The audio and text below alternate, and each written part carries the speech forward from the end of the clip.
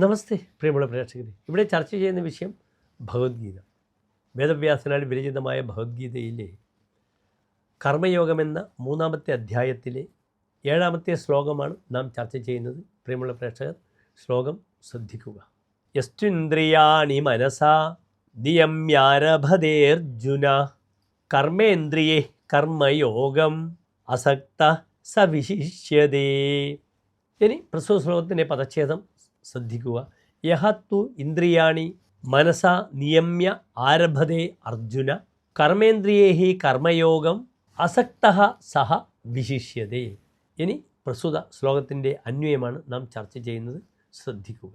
ഹേ അർജുന, യഹ തു ഇന്ദ്രിയാണി മനസ നിയമ്യ അസക്ത കർമ്മേന്ദ്രിയൈ കർമ്മയോഗം ആരഭതേ സഹ വിശിഷ്യതേ. ഇനി ഈ ശ്ലോകത്തിൻ്റെ സാരാംശം ശ്രദ്ധിക്കുക.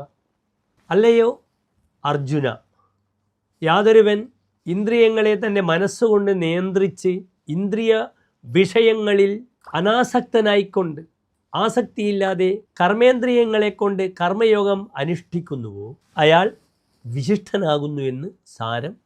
നമസ്തേ.